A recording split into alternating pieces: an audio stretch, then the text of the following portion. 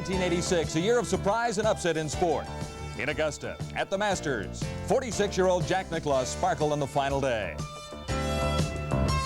Nicklaus fired a brilliant 7-under 65 to stage one of the most dramatic victories in golf history. In doing so, the Golden Bear won the Masters for an unprecedented 6th time. In Louisville at the Derby, another ageless veteran, Willie Shoemaker, stole the show. The 54-year-old Shoemaker rode Ferdinand to victory. For Willie the Shoe, his 4th Kentucky Derby win. In Moscow at the Goodwill Games, Canada's Ben Johnson head-to-head with American Olympic hero Carl Lewis. Johnson claimed the title as the world's fastest man when he blasted past Lewis in the 100-meter final. In Vancouver, a capacity crowd under the dome as another drama unfolded. The 1986 Grey Cup at BC Place. Jackie Parker led the heavily favored Eskimos against Al Bruno's underdog Tiger Cats. Surprise, surprise, the Tiger Cats roared. First quarter, Mike Kerrigan a perfect TD strike to Steve Stapler. The Ticats' dominance continued. First half, Kerrigan for Tony Champion. And the tough Ticat defense made it miserable for Eskimo quarterbacks all day. Third quarter, more of the same. Kerrigan to Ron Ingram. 36-0 Ticats at the half. The emerging hero, rookie kicker Paul Osbaldiston. A Grey Cup tying 6 field goals. It all made for the sweetest of moments for Al Bruno. And the Tiger Cats owner, Harold Ballard. 1986 in the CFL, the year of the cat.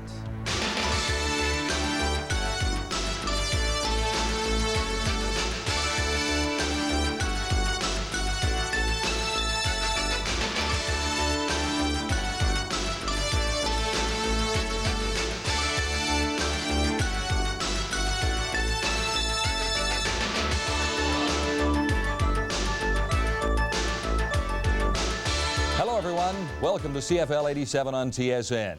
In the next 60 minutes, a special preview edition of the CFL Report. The teams, the players, the outlook for a pivotal year in Canadian football. And this season, TSN will be a big part of the CFL with 19 regular season games, beginning with the Alouettes in Toronto, June 25th. Every Wednesday, we'll set up the week on the CFL Report. And from Vancouver, Grey Cup Week, the Shenley Awards Live. In January, the Coach of the Year from Edmonton. And from Hamilton in March, the CFL College Draft. We have a great year ahead. And now, we look back to the opening week of preseason 87. And first, the second annual CFL game in the Maritimes. The Alouettes against the Tiger Cats. Canada Games Stadium in St. John, the site of the 1985 Canada Games, and also the setting for the initial 1987 CFL preseason game for Montreal and Hamilton. Commissioner Doug Mitchell on hand with St. John Mayor Elsie Wayne for the ceremonial kickoff. A crowd of 4,000 braved the driving rain to watch the Alouettes and the Tiger Cats. It's the Tiger Cats scoring first, courtesy of a 4-yard pass from Mike Kerrigan to Ken Zachary. 7-0 Cats, second quarter. The Owls got things going minutes later as Don Wilson fields a Bernie Ruoff punt. Wilson breaks a couple of tackles and scampers 75 yards. Watch here, it's Ruoff finally forcing Wilson out near the Hamilton 8-yard line. 2 plays later, Steve Calibri at quarterback. An 8-yard scoring toss to former Ottawa slot back Mark Barousse. Extra point missed. Montreal trailed 7-6. The Alouette defense looked good, stopping the Tiger Cats 3 times from the 1-yard line late in the first half.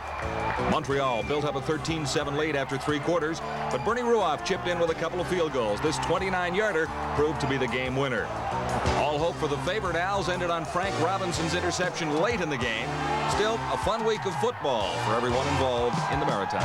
It's been another great weekend down here. All the events that the city of St. John put on, I think the players have enjoyed it, the teams have enjoyed it. Really, I'd like to change the whole concept of our preseason for 1988. I'd like to see us go into a lot of different cities. Thunder Bay, St. John's, Newfoundland, Quebec City, London, Ontario, Windsor. I think to take the CFL to all those other cities that have never had a part of it, I think it would be important for the league and important for those other cities to feel part of it. Sounds like an interesting concept to take the CFL to other Canadian football fans for a chance to see it firsthand. And some encouraging signs for the Alouettes despite the loss, but it already appears the veteran Tiger Cats will be the team to beat. We begin our preseason reports with a Tiger Cat story from Vic Rutter in Hamilton. Thank you very much, John. And this empty practice field here at Brock University, very indicative of the kind of training camp the Hamilton Tiger Cats are having. It is very quiet. There is really only one battle at one position in this camp, and that's at place kicker between Paul Osbaldiston and Bernie Ruoff. And as far as the lineup goes, there could be as few as 5 new faces in the 34-man starting lineup. No news is good news, or so the saying goes, and that may be great for football teams, but that is tough on football reporters. You see, the Ticats lost only 3 players during the offseason. Receiver Tony Champion went to the NFL, while running back Walter Bender and center Marv Alamang were grabbed in the equalization draft. So with only 3 spots to fill, talk has been about the team's age heading into 1987. You see, 9 players are over the age of 30, and whether these Cats are getting just a little long in the tooth. I think I'm a strong believer in experience, and if a guy produces for us, you know, I care less about the age. We're talking about 30. That's young. 32, 33. I believe that's young. It's not how slow they step from year to year. I get the same question every year. Have they slowed down a step? It's not whether they slow down. I think they know where the hell they're stepping. I think that's the difference. Bruno's toughest decision? Well, that'll be about which kicker to keep. Bernie Ruoff returns after knee surgery to battle Paul Osbaldiston, who was a very big reason Hamilton won it all in '86. You know, it's got to be that way. I mean, let's face it, you know, we can both do both. So, I mean, what's he caring for yourself? He's punting better this year. Okay, and but that's what it's all about, you know, and they got to make the choice. And it's the same situation when I came here when Zedin was here. You know, we're both going to play somewhere.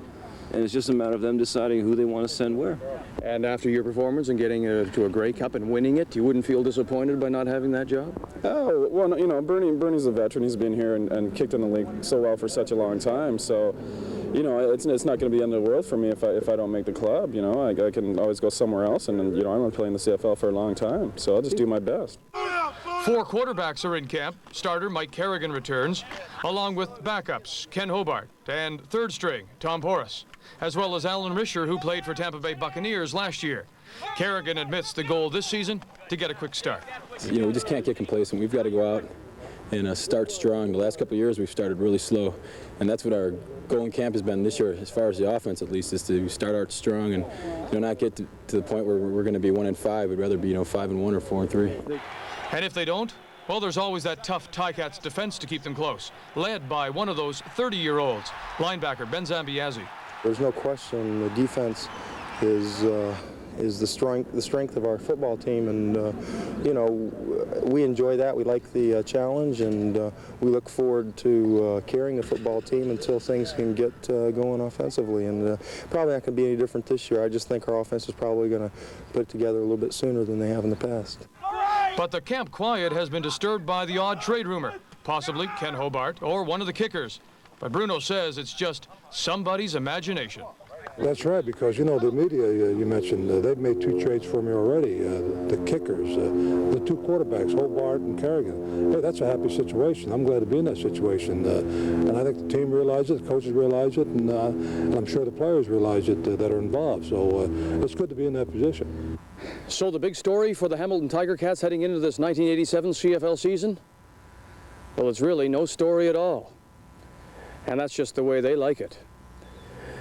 Now let's check in on the Montreal Alouettes with Michael Whalen. Thank you, Vic. Well, here at the Montreal Alouettes training camp on the West End campus of Concordia University, unfortunately the question looms, will this be the Alouettes' last training camp? Fan support over the last few years has been rather pathetic, so some are saying that this is a do-or-die year for the Alouettes. The players at this camp are definitely sensing that pressure. We know that the CFL as a whole, in order for it to stay alive, you know, we have to be productive over here in Montreal especially, and that's something I guess every guy worked on during the offseason is better himself in the weaker areas. And myself, you know, I'm going to go out and do everything that I can in order to help the ball club, and, you know, hopefully, you know, everything is going to be positive. I'm pretty optimistic that our staff, we've got a good staff, and that they brought in good people, and that we're going to show a real good product on the field, and that the people of Montreal are going to respond to that.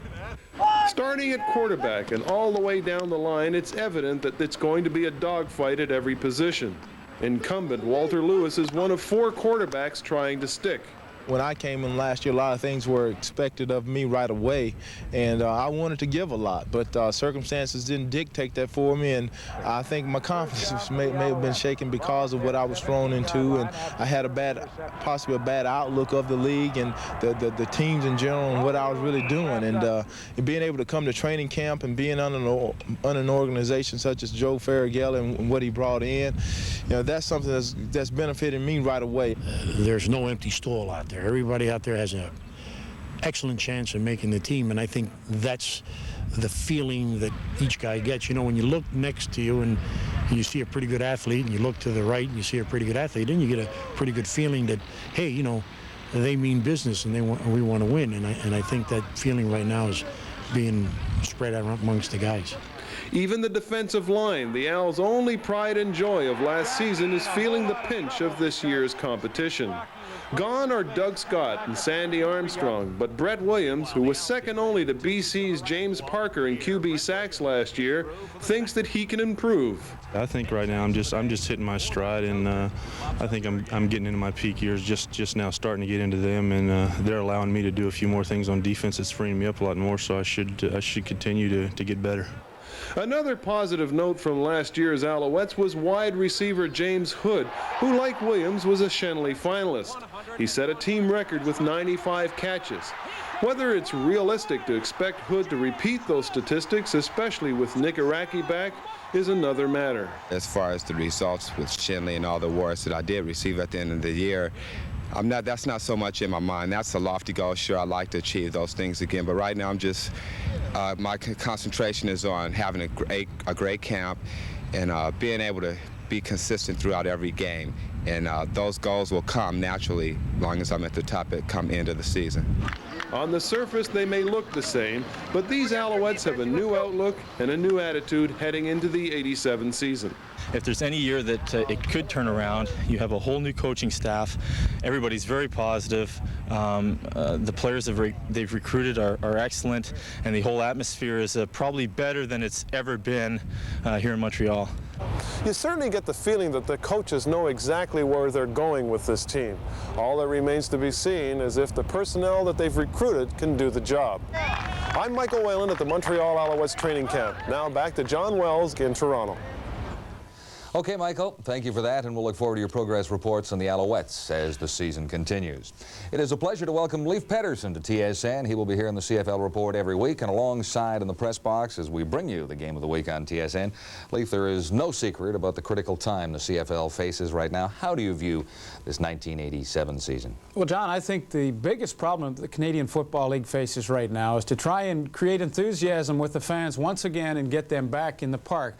Montreal, Toronto, and Saskatchewan, they've had trouble with getting fans into the park, and if they can correct that this season, I think they're in good shape.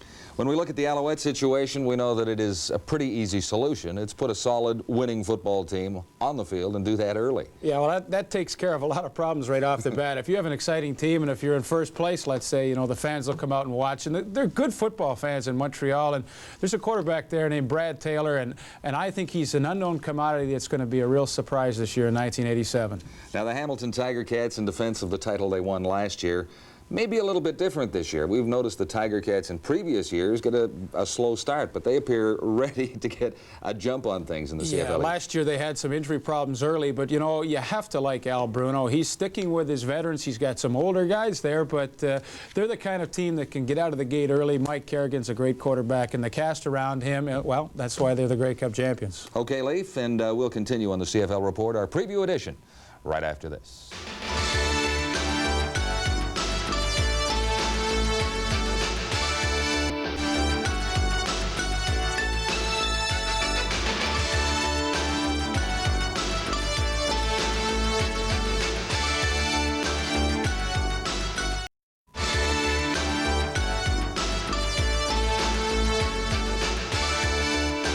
Welcome back to the CFL Report on TSN. Coming up in a moment, our preseason reports from Toronto and Ottawa.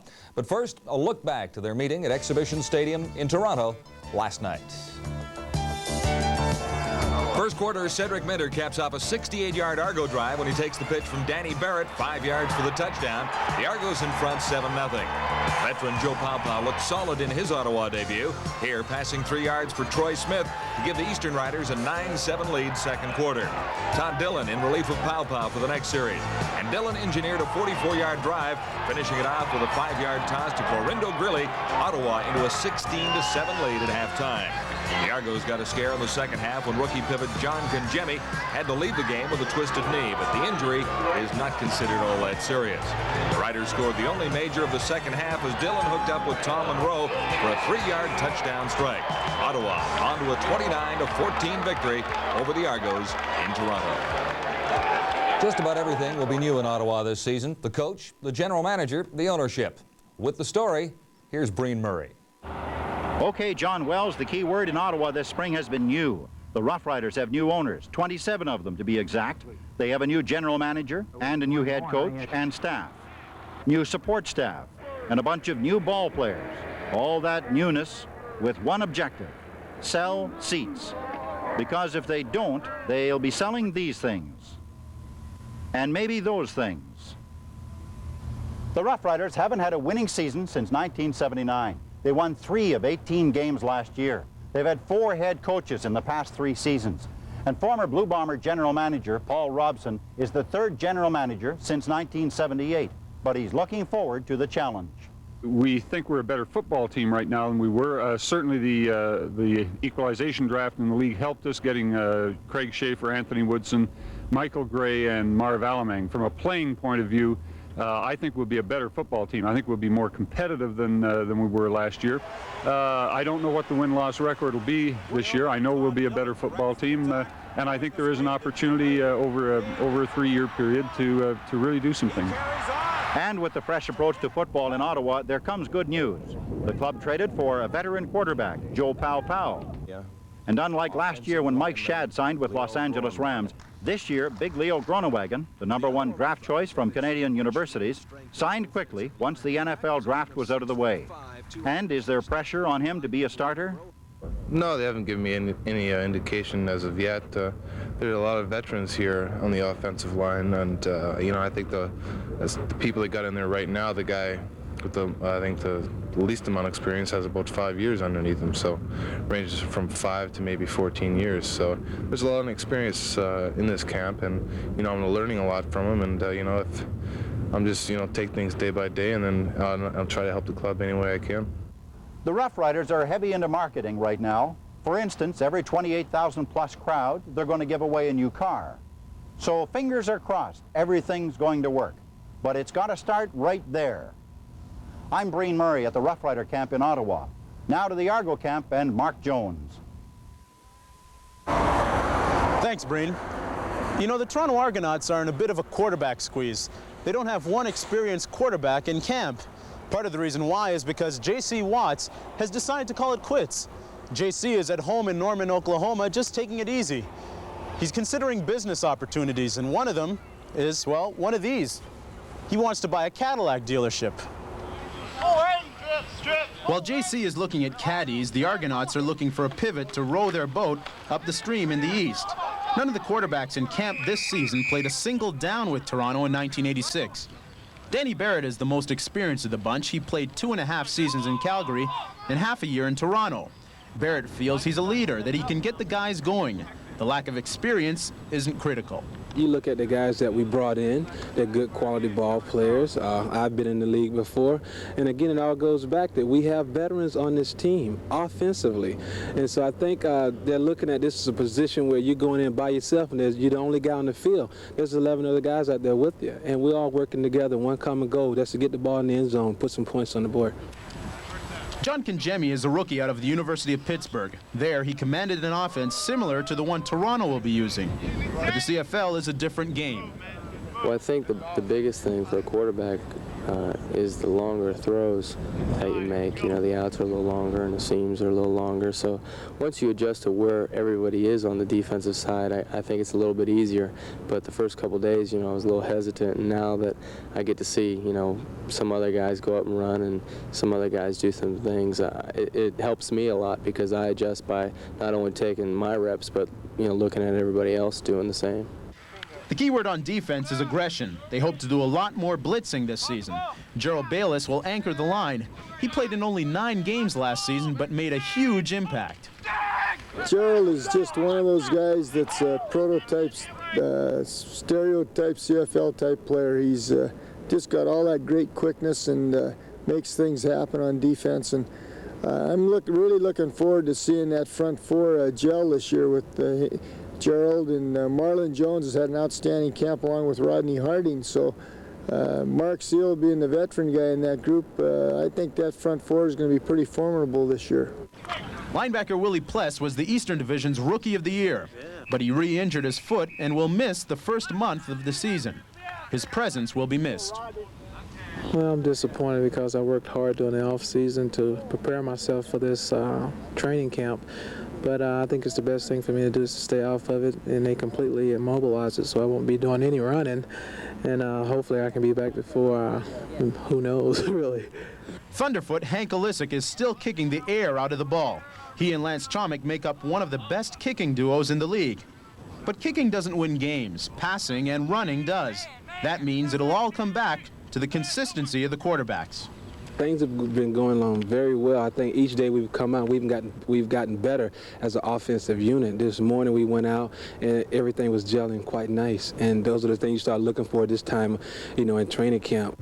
Toronto Argonaut General Manager Leo Cahill has reminded everybody that in 1971, the Argos were led to the Grey Cup by a rookie quarterback named Joe Theismann. Well, maybe one of the rookie quarterbacks will have a big season this year. And if they do, who knows? They may get enough money to buy themselves a Cadillac. And if they do, well, I know just the place in Norman, Oklahoma, where they may be able to get one. Now back to John Wells in Toronto. Leaf, the Rough Riders, another team with far too few victories over the last few seasons. How do you assess the '87 outlook for Ottawa? Well, John, I think they have great problems on defense. They did last year. They just couldn't stop anybody. And, you know, if you're scoring 35 points a game and still losing, you've got some problems. Now, they were able to get Anthony Woodson and Michael Gray, 2 players from the Western Conference teams in the equalization draft that I think are really going to help their defense. But, you know, the only thing that really scares me is starting the season with Joe Paopao as my #1 quarterback. I just don't know if he's the kind of guy that can get me off to a fast start. Off the field, an aggressive marketing campaign has helped out in Ottawa. There seems to be some interest there, and season ticket sales are rising. Well, it's certainly a reflection of the new general manager, Paul Robson. When he was in Winnipeg, they just did a super job marketing the Bombers. Now, they were in first place a lot of the time, and it makes it easy. But I think if anybody has the expertise and the drive to make Ottawa a winner marketing-wise again, it will be Paul Robson. Let's go to the Toronto Argonauts. The J.C. Watt situation doesn't show up in camp, and a lot of people are bemoaning the fact that the Argos don't have a veteran quarterback. But looking at the career of J.C. Watts, I mean, this guy was not a born leader through all his years in the Canadian Football League. He had some moments, but oftentimes he was a spurt quarterback. Yeah, he did. He took Ottawa to the Grey Cup one year and looked pretty good there, but where he was good was in relief. So really, when you consider him a starting quarterback, he wasn't. So they start the season with some young ones. John Kangemi is one, but Leo Cahill says he's not worried. Well, Leo, you got to be worried. A little worried. You like to have a veteran at least going into the season as your #1 quarterback, and hopefully maybe a young guy during the year will take over. But I don't like that situation. Leaf, in the CFL East, is it Hamilton and then the rest? Is that how it shapes up to you as we begin? Well, I think you have to look at it that way. Hamilton, with all their veterans and excellent coaching staff, you have to rate them #1 starting the season. And I think, honestly, you take the other 3, Montreal, Ottawa, Toronto, put them in a hat and then pick them out whichever way you want. Okay, Leaf, coming up, we preview the CFL West on the CFL Report. 5 new names for the Hall of Fame in '87. The players, Ticat legend Angie Mosca, 15 years, 9 Grey Cup finals. The Eskimos' Tom Wilkinson, he won 5 Grey Cups in 8 tries. From the 50s, Dick Huffman, a 2-way lineman in Calgary and Winnipeg. The Builders, former Saskatchewan president R.A. Kramer. And Harold Ballard, who saved the Tiger Cats in '78 and won the big one in 1986. All will be officially inducted into the Hall of Fame in Hamilton come November 1st. Well, now to the Western Division. And first, the Bombers and the Saskatchewan Roughriders Saturday in Regina. A good start for the Riders at home at Taylor Field. Mike Riley made his debut as head coach of the Winnipeg Blue Bombers and found out the Saskatchewan Roughriders don't intend to be good hosts at Taylor Field. Ex-Ottawa quarterback Tom Burgess called his own number early on, and the Roughriders jumped into a 10-0 halftime lead. Now into the third quarter. Rookie quarterback Jeff Bentram had an impressive debut. He teamed up with Ron Brown for a 7-yard strike, and the Roughriders led 17-0. And on to Saskatchewan's next series. Bentram hits Tron Armstrong for the major.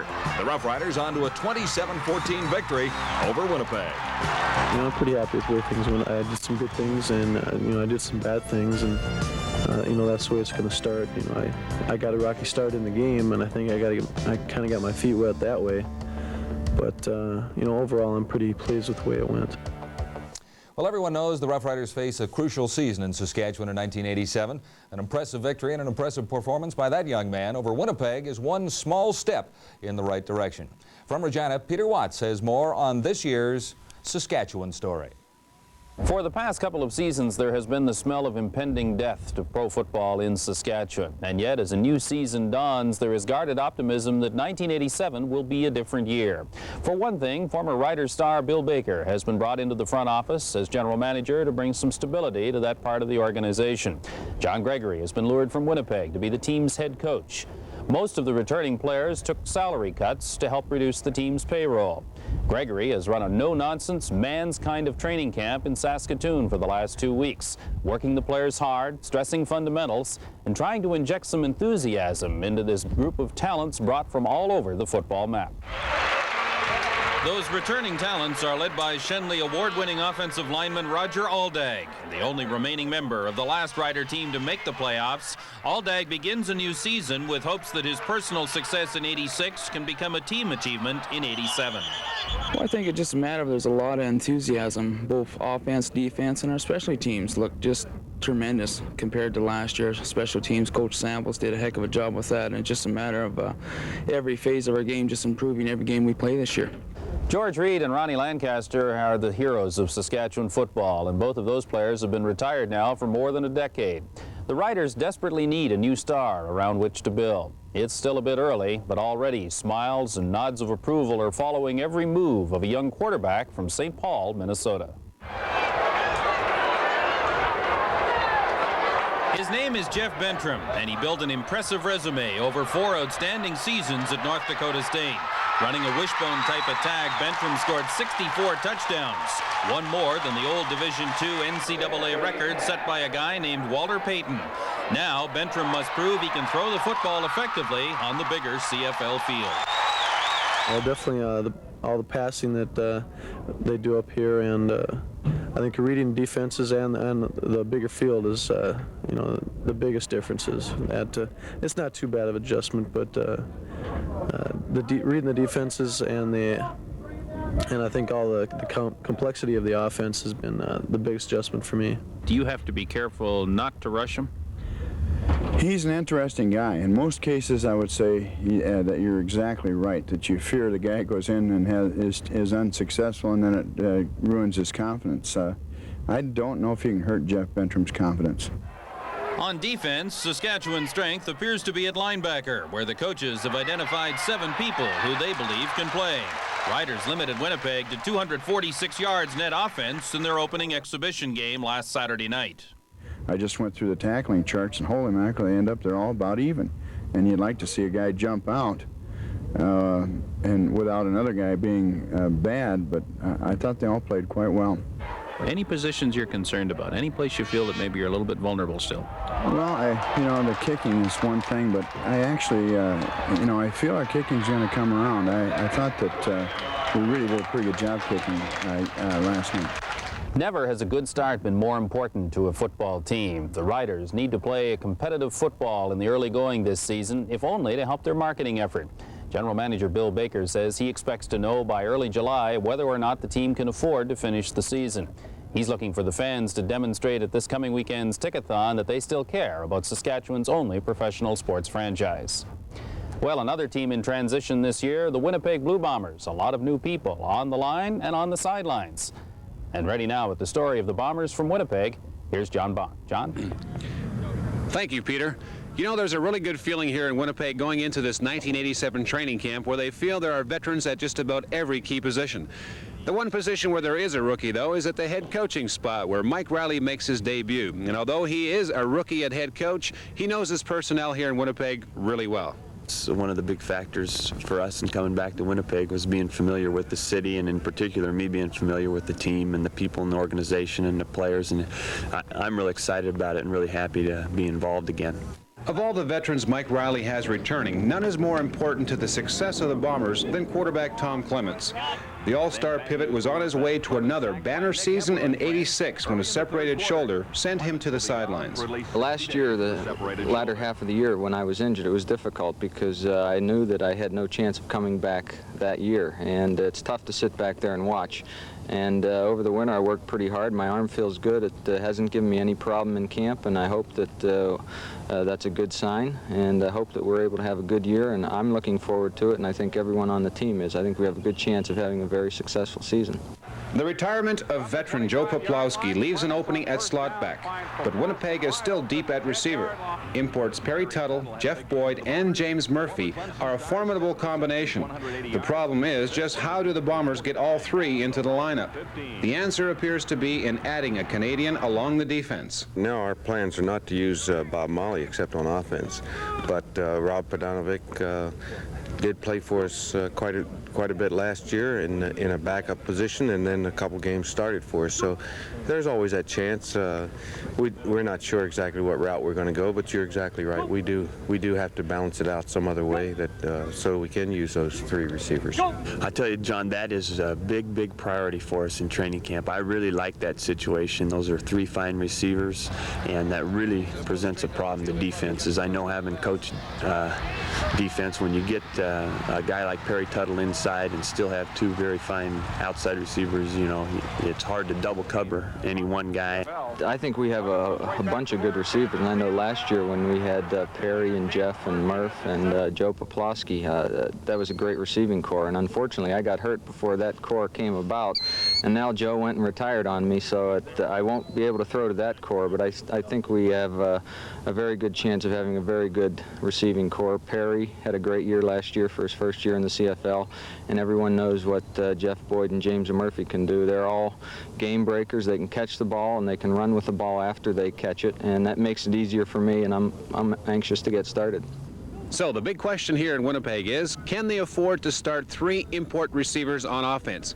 If they do, Coach Mike Riley feels that they have to find a Canadian to start on the defense.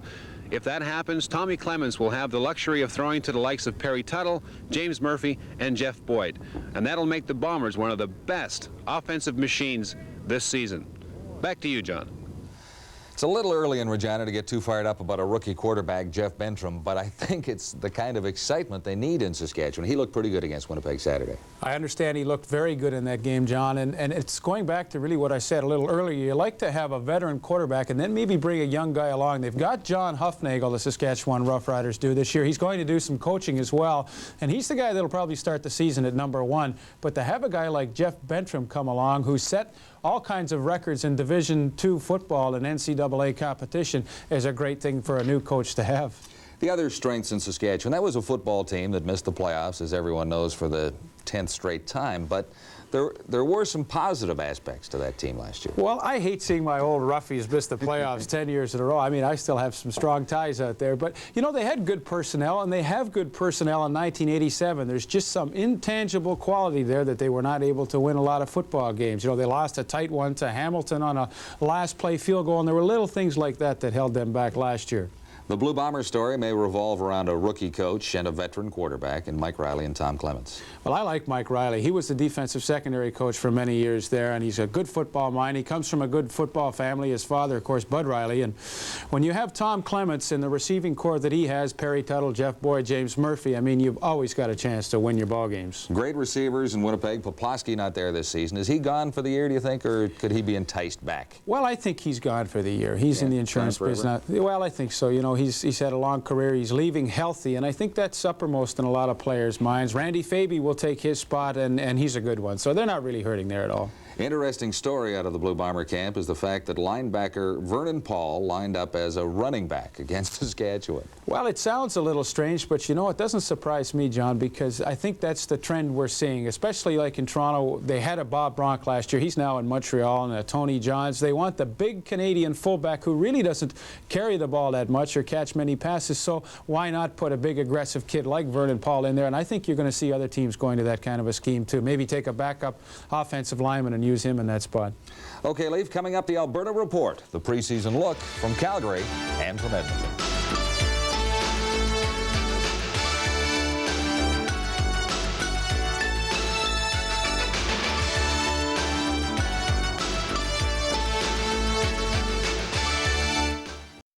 Welcome back to this special preview edition of the CFL Report on TSN. Let's get to the story in Alberta. Despite the Stampeders' overall success last season, the Edmonton Eskimos won every game in that Battle of Alberta. Same story to kick off the '87 preseason as well, Saturday in Edmonton. Calgary's Richie Hall gets the Stampeders rolling on the last play of the first quarter, a nifty 61-yard punt return of Tom Dixon's kick, but the lead was short-lived at 8-7. The Eskimos came back with 3 touchdowns of their own second quarter. Matt Dunnigan finding Brian Kelly in the end zone behind the coverage. Now watch this play.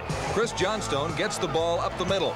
He fumbles at the 25, but Henry Williams there to pick it up and go the rest of the way.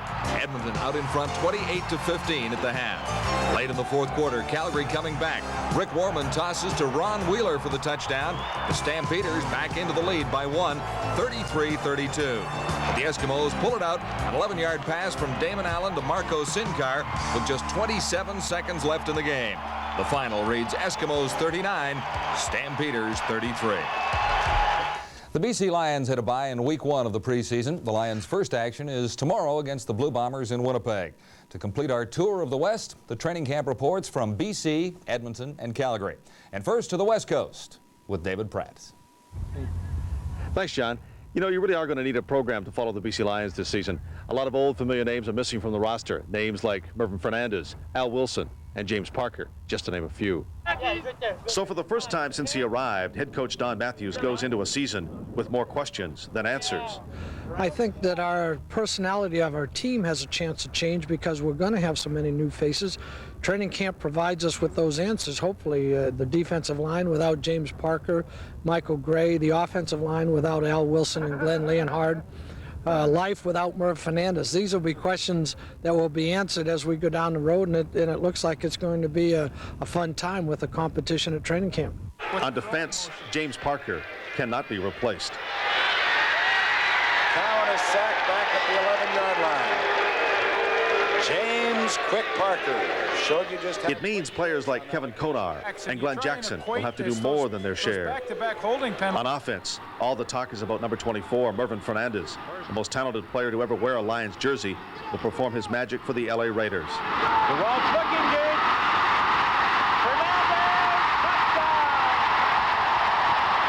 In the place of Fernandez, the Lions are counting on this man, number 3, Jim Sandusky. In the past, when he's been hurt or anything, I think our offense has had to diversify a little bit and spread the ball around. And in many of the cases, it helped our offense because teams couldn't key on anybody.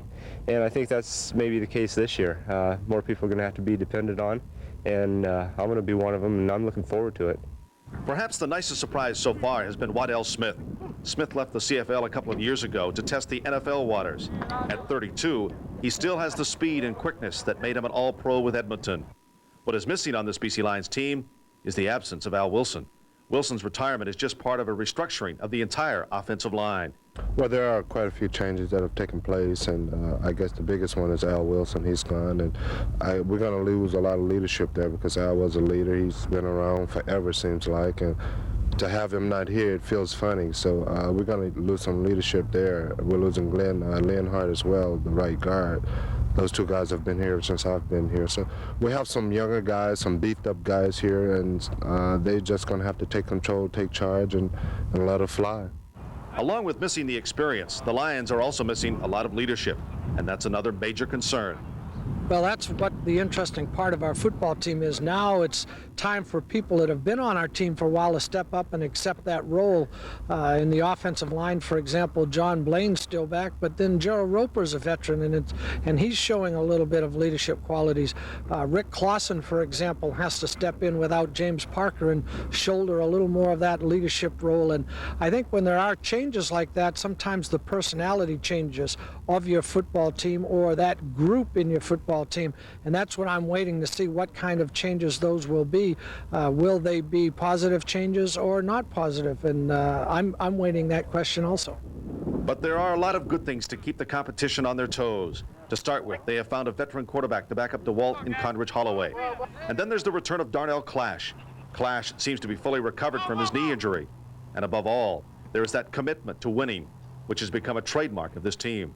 At the end of '86, Coach Matthews said that he's going to challenge us all for next year. You know, he doesn't like to finish in second place, and no one else does. So he's challenged us, and he's brought a lot of really fine quality football players out, especially at the receiver position, to challenge everybody that was here last year and to hopefully come up with a combination that will get us back first place. So for the Lions to be successful this season, they are going to have to deal with the changing of the guard. And now with a look at the Stampeders, here's Teresa Hergert in Calgary. Thanks, David. Well, what a difference a year makes. Last season, faced with financial ruin, the Calgary Stampeders rallied back with the support of the city and fans. Finishing up with an 11-7 regular season and a playoff berth, the Stampeders are out to prove this year that they can do even better. We expect more from ourselves, and you know, the city expects more from us. The pressure's on us, but that's good. You know, if we want to make it to the Grey Cup, nobody said it's going to be easy. You got to put in the extra hours and do the things it takes. Coach Bob Vespasiani is back and ready to push his team to the top. The Stampeders will have to do it without two key players, though. Not returning this year is wide receiver Ray Alexander, who signed with the Dallas Cowboys, and cornerback Mel Jenkins, who moved over to the Seattle Seahawks. If that wasn't enough, Vespasiani was faced with the early retirement of fullback Ryan Potter and the no-show of offensive guard George Gilbert. The Stamps are going to have to work on filling the gaping holes in their lineup. We're having some difficulty at this time of the year finding people that are free. There's a lot of guys that are signed down there. Usually you can find offensive linemen, but this time of the year the NFL has signed all their free agents, and it's a little difficult right now. One player who didn't slip out of the Stampeders' clutches was running back Gary Allen. Last year he finished up as the league's leading rusher with 205 carries for 1,153 yards. I think this year that we have a little more upbeat feeling about ourselves, and I'm expecting a pretty good year myself. After the success I had last year, I'm trying to prove that it wasn't luck to myself, you know, that it wasn't just a freak accident. Camp's going well, so I'm looking forward to a nice season. Despite the loss of the veteran players, the Stamps have assembled an impressive training camp, hoping to find new talent to fill the vacancies. The coaches and the administration have done their homework. They've brought in some excellent talent, so we're all working pretty hard. Nobody has a guaranteed position on the team. One player who's hoping for a position is 24-year-old Rocco Romano. He was the Stampeders' first pick in the '87 college draft and has spent the last 4 years playing with Concordia. Even though he's 6'4" and 265 pounds, Romano knows he's up against some stiff competition for offensive guard. One of the most hotly contested spots on the team is quarterback. Incumbent Rick Johnson is recovering from shoulder surgery, but it's healed nicely and not expected to hamper his performance. Obviously, if Rick is healthy and 100%, he's the inside guy. Jeff, who has been a super guy for us last year as backup. I think probably Jeff is feeling some heat from the other two fellas, Warman, who was with us all last year, and Carl Foda. Former Oakland Raider All-Star Fred Biletnikoff has been brought into the Stampeders training camp as a guest coach. His job will find him out on the field working with the wide receivers. You know, these kids are starting to come along real well. It's the last 2 days we started to see the passing game get a little bit better and better. The guys' legs are starting to come back now because they do a lot of running out here. 4 or 5 hours a day and 2 practices. So today was probably the best morning we had as far as throwing the ball, and they're doing real well. There's a lot of kids. There's a few surprises popping up with some of these kids, and the kids that are doing real well from last year are just starting to get a lot better. Like any team in the CFL, the Stampeders will be hoping for a winning year. Fortunate to have a good season's ticket base, the club isn't in as much trouble as some of the other teams. But they do know that they're going to have to create a winning product if they hope to keep all these seats filled and the team away from financial difficulty. That's Calgary. With a look at Edmonton, here's Ken Chillibeck. All right, 42 pop switch, waggle a 9, on 3, Go! Red 54 curl! Red 54 curl! Sit! Ho! Hunt! Good quarterbacks have been a trademark of the Edmonton Eskimos. From the past, there's their head coach, Jackie Parker. In the present, there's Matt Dunnigan, certainly one of the most exciting quarterbacks in the game. Damon Allen returns from an impressive season last year where he shared a lot of the duties with Dunnigan. But sharing quarterbacking duties presents problems, at least for the players. In my opinion, I guess in all athletes' opinion, if they want to, play, they would like to start, and that's my goal. I would like to start, but it's all different. Depends on the front office. Certainly, I'm not as naive to think that you can make it through a season with just one quarterback, and you have to have two healthy folks there. And it's just that, they like that type of system, and if I'm going to play ball in Edmonton, I guess I've got to get used to it.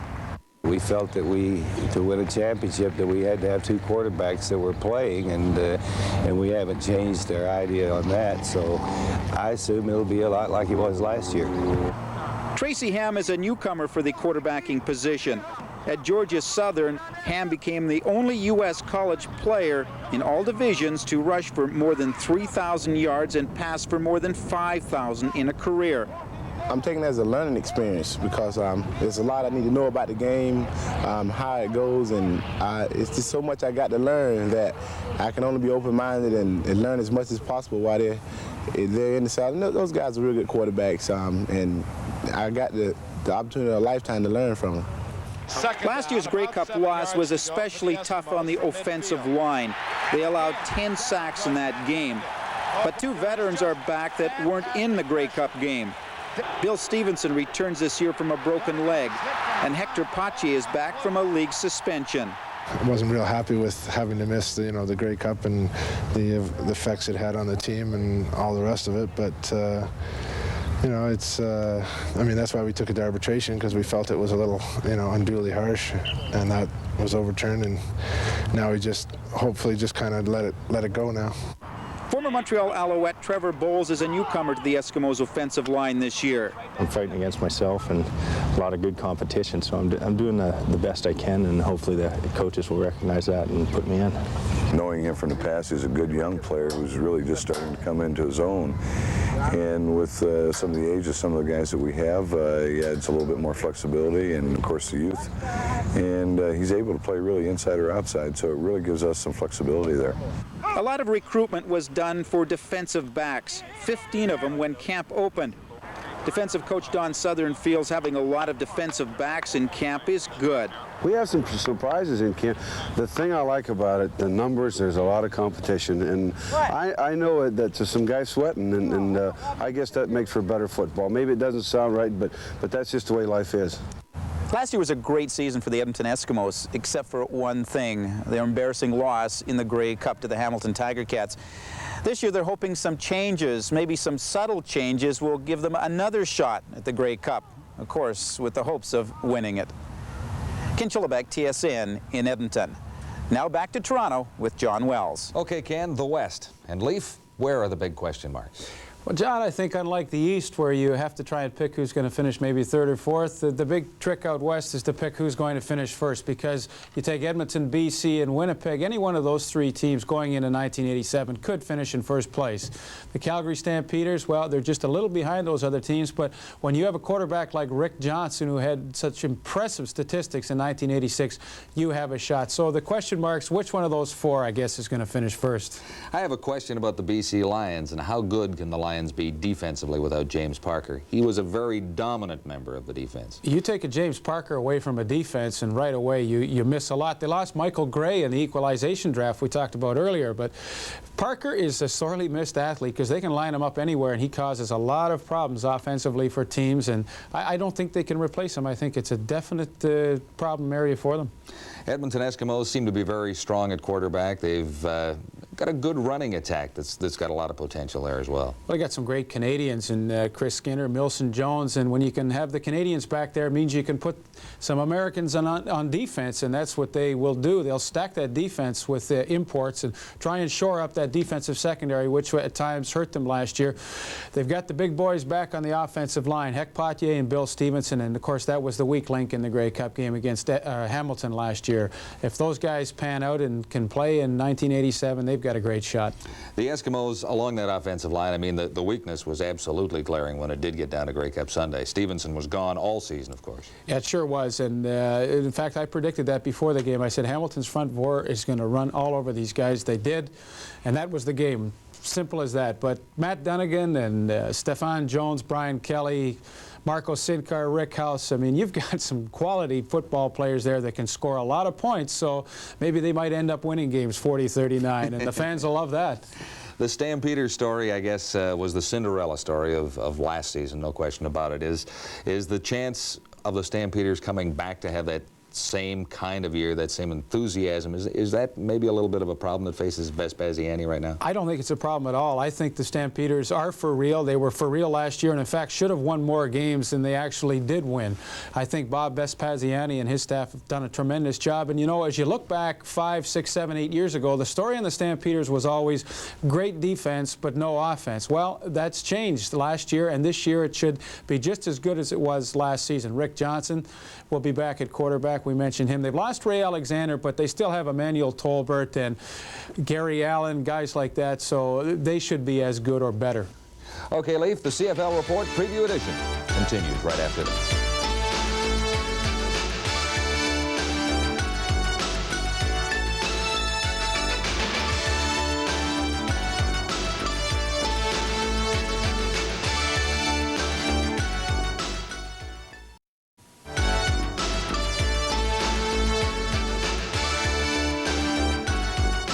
Welcome back to the CFL Report on TSN. It is time now to put the analyst on the spot. Leif, I want you to run through East Division first and pick the winners this season. Where do you begin? Who's the first place team? Well, in the East, it's Hamilton. Anytime you're the Grey Cup champions, you don't the have year to be before, a genius there. That's right. They come back as the front runners in the East. There's no question about that. You might be surprised with this, though. I'm picking the Montreal Alouettes to finish in second place strictly because they have good defense, and all they need is a little bit of offense to finish second, and I think Brad Taylor's the guy that might provide it for them. The Alouettes were quite happy with the play of the offensive line, too, in Week 1, so that was a problem spot last year. If they can get the offensive line working a little bit better than 86, it might help out a lot. That's right. Protect that quarterback and keep him healthy, and you always got a shot. Who's for third in the East? Well, I'll tell you, third and fourth. I flipped a coin, and Toronto happened to be heads, so they finished third, and Ottawa finishes fourth because they've got unknown commodities in so many areas that you can't pick either one.